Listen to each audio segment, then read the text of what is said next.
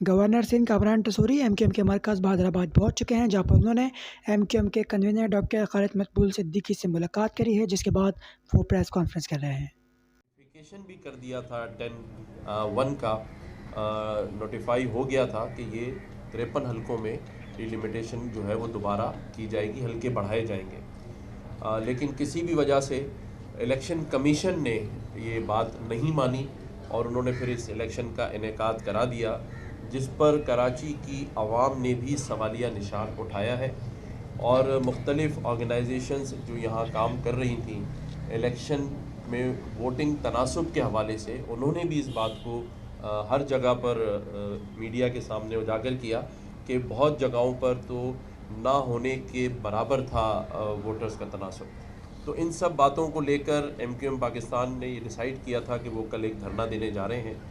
मैंने खालिद भाई के सामने और राब्ता कमेटी के मोअज़्ज़िज़ीन के सामने ये बात रखी, ये दरख्वास्त रखी कि एक ऐसी जो एक्सरसाइज है जो पाकिस्तान की सलामती और पाकिस्तान के पॉजिटिव इमेज के लिए की जा रही है, तो उसमें अगर कल का धरना स्टार्ट होता है और गैर मुअय्यना मुद्दत के लिए है तो उससे हो सकता है कि कोई अफेक्ट पड़े। और जो इंटरनेशनल मीडिया आया हुआ है पाकिस्तान, कराची ख़ास तौर पे, तो उसका कोई नेगेटिव इम्पैक्ट ले पाकिस्तान के लिए। हालांकि पहले भी बहुत सारी सियासी जमातों के सामने ये बात रखी गई थी जब चाइना के प्रेसिडेंट आ रहे थे, लेकिन उन्होंने तो उस बात को नहीं माना, उसको रिफ्यूज़ किया। लेकिन मैंने खालिद भाई के सामने ये दरख्वास्त रखी है वफाक की तरफ से, हमारी पाक बहरिया की तरफ से भी, कि इसको आप कंसीडर करें। और मैं समझता हूँ जो भी मज़ाकरात करने हैं या नहीं करने हैं पीपल्स पार्टी से, वो एमक्यूएम और उसकी राब्ता कमेटी की सवाबदीद है। लेकिन इस हद तक कि 14 तारीख तक ये अमन एक्सरसाइज चल रही हैं, मेरी ये दरख्वास्त थी और वफाक की तरफ से कि उसको फ़िलहाल मौखर किया जाए, ताकि कोई ऐसा पॉइंट या इशू किसी को ना मिले पाकिस्तान के ख़िलाफ़ कि जी पाकिस्तान में एक इतनी बड़ी दुनिया भर से बहरिया और मंदूबीन मौजूद हैं, लेकिन एक पॉलिटिकल पार्टी जो है वो एक धरना दे रही है। तो बाकी बात खालिद भाई करेंगे, मैंने इनके सामने ये दरख्वास्त रखी थी, खालिद भाई बात करें। जी बहुत बहुत शुक्रिया। आप सबके इल्म में है कि हमारी जो ज़िंदगियों का मकसद और इस पूरी जद्दोजहद की बुनियाद इसी तरजीह पे है कि सबसे पहले पाकिस्तान, और हम ये समझते हैं कि सबसे पहले पाकिस्तान भी सबसे अहम बात उस शहर के हवाले से कि जिसकी वजह से जो आज भी यहाँ से सियासी और इक़्तिदार का हुकूमत का दारुल खिलाफा और कैपिटल की शिफ्ट होने के बावजूद आज तक कराची पाकिस्तान का इक़्तिसादी, माशी, सनती, तिजारती, कारोबारी और नज़रियाती कैपिटल है।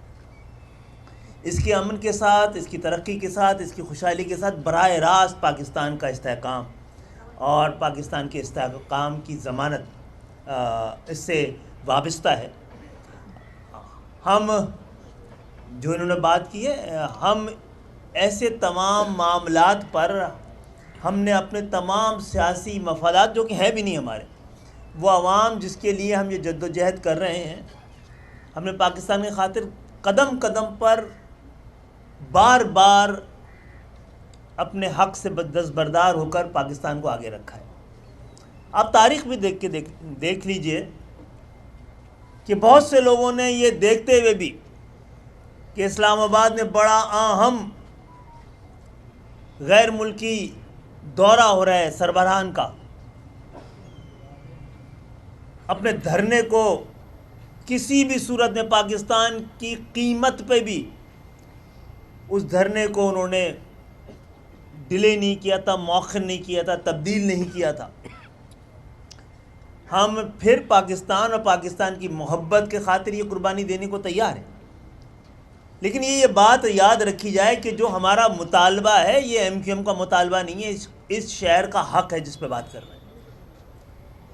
जब पाकिस्तान पीपल्स पार्टी ने अपना ये इख्तियार इस्तेमाल कर लिया और ये बात हमारी मान ली और 10-1 का इजरा कर दिया, तो उसके बाद इलेक्शन कमीशन के पास कोई और दूसरा ऑप्शन नहीं था सिवाय इसके कि वो नए सिरे से असर नौ हल्का बंदियाँ करती कराची में। हमारी ये बात भी मानकर ये हमारा मौक़िफ़ दुरुस्त, election commission, supreme court, high court, किसी ने भी हमारे इस मौक़िफ़ को गलत नहीं साबित किया है, ये गलत नहीं करार दिया है कि कराची में जो यूसी की हल्का बंदियाँ हुई हैं, बल्दियाती हल्का बंदी हुई हैं, वो बददियानती भी थी, वो थी मबनी, वो गलती हुई है या जानबूझ करके की गई है। कराची की मौजूदा जो आबादी डिक्लेयर की गई है उस लिहाज से कम 103 से 110 यूसी कम किए, और जब मज़ाकरात हुए तो हमने कहा कि बॉटम लाइन ये है कि आपको कम से कम 73 सीटें, 73 यूसी की हल्का बंदियों में के ज़रिए इसमें इजाफ़ा किया जाना चाहिए। पाकिस्तान पीपल्स पार्टी ने 53 तक के लिए तैयारी कर ली थी, इंतखाबात करा दिए गए। इसके बावजूद वो इंतखाबात जो हर लिहाज से गैर कानूनी, गैर आइनी थे, इलेक्शन कमीशन के तमाम जो उसके कवानीन है उसके ख़िलाफ़ थे, जो कौमी आइन के ख़िलाफ़ थे। तो हम उसके बावजूद अगर हमने हमारा मकसद इस मुतालबे के पीछे अपना मेयर लाना होता तो इस इंतखाबात के बाद हम इस मुतालबे को दोहराते नहीं। हमारा ये मुतालबा कराची का हक़ कराची को वापस दिलाने के लिए था। हैदराबाद कराची में डिस्ट्रिक्ट काउंसिल्स को ज़बरदस्ती शामिल कर दिया गया, पूरे सिंध में कहीं नहीं किया गया। तो आप ये नहीं कह सकते कि इंतज़ामी ज़रूरत थी, ये किसी की सियासी ज़रूरत हो सकती है। तो इसीलिए हमने ये मुतालबा दोबारा रखा था, इस पर बात भी की थी। संजीदगी नहीं देखकर तो हमें ये एक इंतहाई इक़दाम उठाना पड़ रहा था। हम आपकी ये बात मान भी लें तो हम इस अपने मुतालबे से पीछे हटने को तैयार नहीं हैं। और ये कदम जो हमने उठाया इंतहाई बहुत मजबूरी में उठाया था। हम इस शहर में धरना देना अगर किसी का सबसे ज़्यादा हक़ है तो हमारा ही है, लेकिन हमने इस हक़ को सबसे कम इस्तेमाल किया है। हम आपके कहने पे अभी राब्ता कमेटी बैठेगी, इंशाअल्लाह ताला। हमने कभी भी वफाक को और इदारों को, कौम की सलामती को, कौम की ज़रूरत और मफाद पर को ही तरजीह दी है, अपने सियासी ज़रूरियात को नहीं, अपने नारों को नहीं। हम आपकी बात इंशाअल्लाह ताला राब्ता कमेटी आज बैठ के इसकी कोई ना कोई शक्ल निकालेगी, लेकिन ये बात बड़ी वजाहत से वफाक तक भी, इदारों तक भी, रियासत तक भी, पाकिस्तान के हुक्मरानों तक भी, वफाकी हुकूमत तक भी, सूबाई हुकूमत तक पहुँचनी चाहिए कि इस मुतालबे से दस्तबरदारी किसी तौर पे भी मुमकिन नहीं है। इलेक्शन में तो हमने कर दी थी दस्तबरदारी, और आज नहीं तो कल पाकिस्तान नेवी की जैसी ही ये जो अमन की कॉन्फ्रेंस है और जो उस पर मशक हो रही है, उसके बाद MKM भरपूर तरीके से इस कदम को दोबारा उठाने का हक़ रखती है। इसकी तारीख़ का हम फ़ैसला कर लेंगे। ज़िमनी इंतखाबात भी सर पे हैं, तो हो सकता है हमारी टाइमिंग की तरजीहात मुख्तलिफ हों, और अभी हम बैठ के आपको इस हवाले से अपना हतमी फ़ैसला बता देंगे। लेकिन आप सब जानते हैं जो ये लोग खड़े हैं, पाकिस्तान की अवाम के वो तबका है जिसकी हुब्बुल वतनी को कोई चैलेंज नहीं कर सकता, कोई सवाल नहीं कर सकता। जो टैक्स देने से लेकर इस और मेहनत करने तक, और जब पाकिस्तान की जमहूरियत को और हुकूमतों को बनाने के लिए हमारी ज़रूरत पड़ी है तो हमने कुर्बानी दी है। तो इंशाअल्लाह ताला हम आपको अपने फ़ैसले से आगाह कर रहे हैं। तारीख़ तो ये बताती है कि हम इंशाअल्लाह ताला ऐसी कोई रुकावट डालना नहीं चाहेंगे और अपना किरदार अदा करेंगे। लेकिन ये मुतालबा ये पहुँचाइएगा बात हमारी जी बिल्कुल कि ये MKM की ज़रूरत नहीं, कराची की भी ज़रूरत नहीं, ये पाकिस्तान की जमहूरियत और पाकिस्तान के वक़ार की बात भी है। बहुत बहुत शुक्रिया। जी, आपका बहुत शुक्रिया खालिद भाई कि आपने इस बात को कंसीडर किया और राब्ता कमेटी से बैठकर आप फैसला भी करेंगे, क्योंकि ज़ाहिर है एक ऐसी कॉन्फ्रेंस और नेवी के आला हुकाम जो है बहरिया के, उन्होंने राब्ता किया और आप तक ये पैगाम पहुँचाने का कहा। तो मैं समझता हूँ कि आपका फ़ैसला हमेशा से जैसे पाकिस्तान के हक़ में रहा है, तो ये भी इंशाल्लाह ताला आपकी तरफ से एक पॉजिटिव होगा। शुक्रिया आपका बहुत। गवर्नर साहब, आप वफाक के नुमाइंदे हैं, आपकी जमात पर हमेशा जो है वफाक और ख़ास तौर पर इस्टेब्लिशमेंट जो है वो शक की निगाह से देखती रही है और शायद देखती भी है, तो वो शक की निगाह को ख़त्म करने में आपने अब तक क्या किरदार अदा किया? MQM के दफातर का मुतालबा भी जो मुआहदा हुआ था उसमें शामिल था और वो मुतालबा भी MQM का है, क्या उस हवाले से भी कोई किरदार आप अदा कर रहे हैं? देखें, हमेशा से तारीख़ गवाह है कि जिस पे ज़्यादा शक होता है प्यार भी उसी से होता है। तो प्यार पाकिस्तान के साथ है और हमारा पाकिस्तान के साथ है। दफातर की जहाँ तक आपने बात की, जो हमारा एग्रीमेंट, जब मैं खुद राब्ता कमेटी का हिस्सा था, मुझे इस बात का पता है कि खालिद भाई ने हमेशा जब भी मुज़ाकरात हुए हैं तो मिसिंग पर्सनस के हवाले से और दफातर के हवाले से ये पहला पॉइंट रहा है। और आज भी जहाँ जहाँ इस बात को किया जाता है उसी में ये बात पहले रखी जाती है कि जो मिसिंग पर्सनस हैं और ऑफिसेज जो हैं वो हमारा पहला मुतालबा है और उसके बाद ही दूसरी कोई बात की जाती है। गवर्नर साहब, हम ये देख रहे हैं कि बार बार कॉम्प्रोमाइज़ आप लोगों की तरफ से, MQM की तरफ से किया जा रहा है। अगर धरने की बात कर लें और जो पाक बहरिया की मशक़ें हो रही हैं, तो आज जमात इस्लामी ने भी तो एहतजाज किया इलेक्शन कमीशन के दफ्तर के बाहर, उनको तो कॉम्प्रोमाइज़ करने का नहीं कहा गया। तो यहाँ कॉम्प्रोमाइज़ किसी दबाव के तहत हो रहा है या कोई और बात हुई? और वो एहतजाज अब धरने में तब्दील हो गया है। देखें, जैसे खालिद भाई ने कहा और मैंने भी आपको बताया कि जमात इस्लामी तो फिर यहाँ एक जिस तरह से उनकी पोजीशन है आप सबके सामने, लेकिन जो एक बहुत बड़ी सियासी जमात अपने आप को पाकिस्तान की कहती है और कहती थी, जब उन्होंने एक ऐसे ब्रदर मुल्क जिसके ऊपर हम बहुत डिपेंड करते हैं, चाइना, उसके प्रेसिडेंट का दौरा मुलतवी करवा दिया लेकिन अपना धरना ख़त्म नहीं किया, तो इस पूरी बात का अगर आप जुज़ निकालें तो खालिद भाई की तरफ से यही बात थी कि हमेशा मुहब्बुल वतनी और पाकिस्तानियत और पहले पाकिस्तान का सबूत इसी जमात ने दिया है।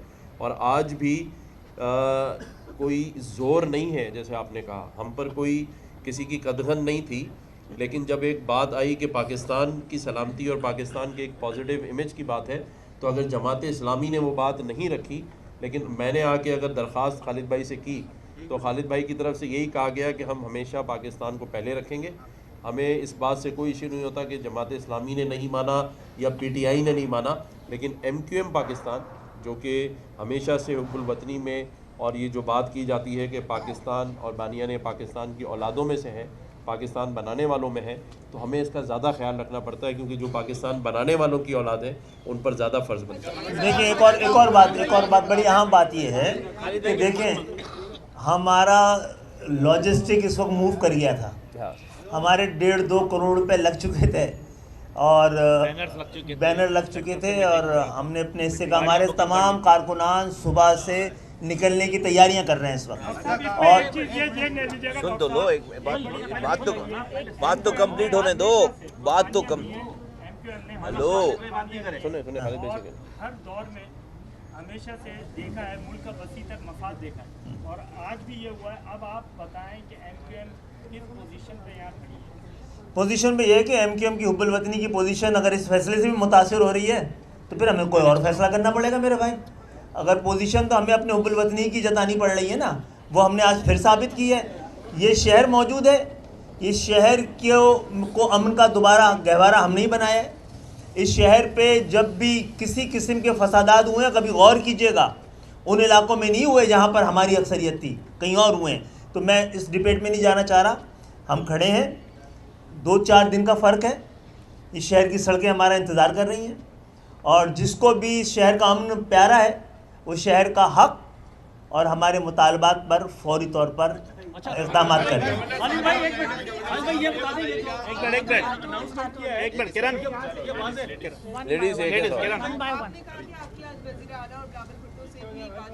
उनसे क्या बातचीत हुई? कल तो मुत्तहिदा के वफ़द की मुलाकात हुई है पीपल्स पार्टी की तरफ से, आज उन्हें जवाब भी देना था जो MQM के मुतालबात है कि अमल दरामद कब तक कराया जाएगा।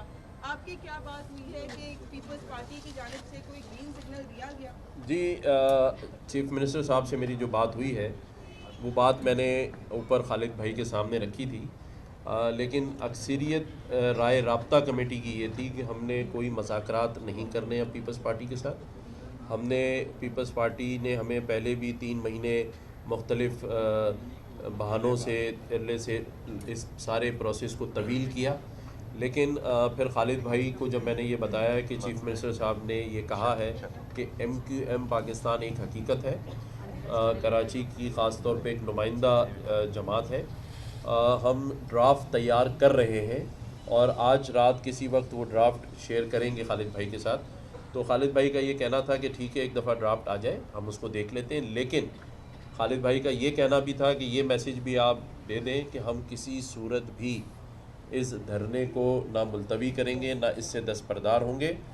आज सिर्फ इस बात को कंसीडर किया गया है कि पाकिस्तान की सलामती और उसकी बका के लिए एक ऐसी अमन एक्सरसाइज जो पाक बहरिया की तरफ से मुनक्किद की गई है, जिसमें दुनिया भर से मंदूबीन शिरकत कर रहे हैं, तो पाकिस्तान की सालमियत और पहले पाकिस्तान को बात रखते हुए सिर्फ इसको कुछ दिनों के लिए मौखिर किया जाएगा और खालिद भाई ने कहा इसका अगला ऐलान फिर हम राब्ता कमेटी से डिसाइड करके करेंगे।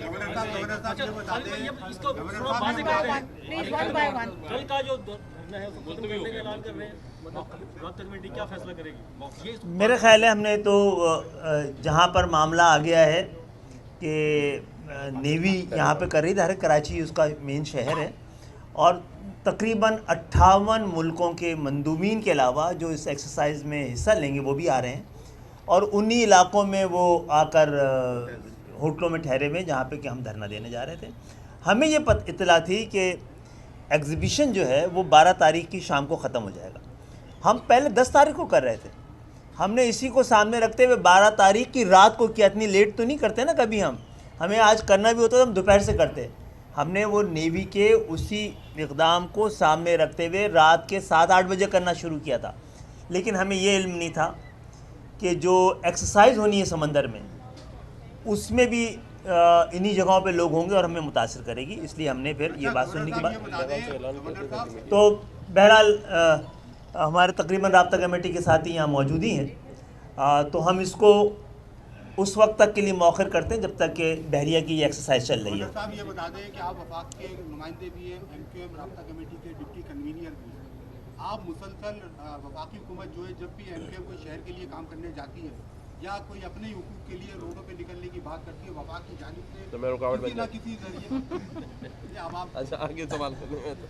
रुकावट अच्छा चले कर लें। वफाकी हुकूमत आपके जरिए या किसी और जराये से MQM को वो प्रोग्राम करने से रोक देती है, तो MQM के जो तहफ़्फ़ुज़ात है, क्या वफाक ने पीपल्स पार्टी से कोई बात करके आपको कोई मैसेज दिया कि MQM से बात की जाए कि पीपल्स पार्टी ये मुज़ाकरात करने को तैयार है या मानने को? देखें, इसका जवाब मैं आपको दे दूं कि सबसे पहले तो मैं इस कराची का बेटा हूं और जिस तरह पहले पाकिस्तान है इसी तरह, क्योंकि पाकिस्तान का दिल कराची है, पाकिस्तान का मईशत का हब कराची है और मैंने जैसे कहा कि मैं भी कराची का बेटा हूं और MQM पाकिस्तान से मेरा ताल्लुक़ था। उसके बाद जब खालिद भाई ने मुझे नॉमिनेट किया एज़ गवर्नर सिंध, तो मैं पूरे सूबे का गवर्नर हूं, तमाम ही सियासी जमातों का गवर्नर हूं और वफाक का नुमाइंदा हूं। तो जब भी, जैसा आपका सवाल था कि कोई ऐसा इशू होता है जिस पे वफाक या सूबे में मौजूद कोलिशन पार्टनर्स कोई बात करना चाहते हैं तो वो राब्ता करते हैं, मैं उसी बात को उसी तरह खालिद भाई के सामने रखता हूँ। बात सिर्फ इतनी है कि कराची के और पाकिस्तान के मफाद को पहले रखने की वजह से हमेशा बात मान ली जाती है, लेकिन आज खालिद भाई ने दो टोक अल्फाजों में ये कहा है कि बहुत हो गया, ठीक है, आज की इस बात को हम मान लेते हैं उस वक्त तक के लिए जब तक ये एक्सरसाइज हो रही है, लेकिन उसके बाद जो उनका मौक़िफ़ है उससे किसी सूरत में भी दस्तबरदारी नहीं होगी। तो ये भी आप पैगाम में आज लेके चला जाऊंगा इंशाल्लाह। साहब ये बताइएगा, MQM ये आखिरी सवाल है। MQM के ऊपर ये हमेशा रहा है कि MQM एक फ़ोन कॉल पे मैनेज हो जाती थी, रहमान मलिक साहब का जिक्र आता था, तो कहीं ऐसा तो नहीं है कि रहमान मलिक साहब का रोल अब आप भी ले कर रहे हो और एक फ़ोन कॉल पे मैनेज हो रहे हैं? देखिए, आपकी बात किसी हद तक सही है, लेकिन वो बात 12 सितंबर था हमारा, कौन सा 22 अगस्त से पहले तक की थी। 22 अगस्त के बाद MQM पाकिस्तान के सारे फ़ैसले कराची में होते हैं, राब्ता कमेटी में होते हैं और मैं ये समझता हूँ कि अफ़ाम व तफ़हीम का मतलब मैनेज होना नहीं होता। अफ़ाम व तफ़हीम का मतलब ये होता है कि मामले को किसी हल की तरफ ले जाए, और अल्हम्दुलिल्लाह अभी तक जो मेरा किरदार आप सबके सामने रहा है, आपने तो खैर रहमान मलिक साहब के साथ जोड़ दिया, तो वो तोड़ने वाले थे। फ़र्क सिर्फ इतना है कि मैं जोड़ने वाला हूँ। खालिद भाई एक सवाल ये कि आपने अमन एक्सरसाइज की वजह से ये जो है कैंसिल किया, मौखर किया। 13 तारीख से फिर PSL शुरू हो जाएगा, इंटरनेशनल खिलाड़ी उन्हीं होटल में आके रुकेंगे। 26 तक कराची में मैच है। बहुत अच्छा सवाल है। 16 तारीख को फिर मार्च को इलेक्शन है, तो फिर आप जो है इलेक्शन कैंपेन चलाएंगे या फिर? बहुत अच्छा सवाल है, बहुत ज़रूरी सवाल था ये। एक तो ज़रूरी नहीं कि हम धरना फिर वहीं करें, धरना ऐसा ना हो फिर शहर की हर गली कूचे में हो रहा हो, हर इलाके में हो रहा हो, हर टाउन में हो रहा हो। मेरा ख्याल है हमारे पास यही ऑप्शन छोड़ा गया है, तो फिर धरना फिर कराची में हर जगह रहा होगा, इंतज़ार कीजिए। और दूसरा ये कि PSL के लिए मैं मैसेज लेके नहीं आऊँगा, ये मैं भी बता रहा हूँ।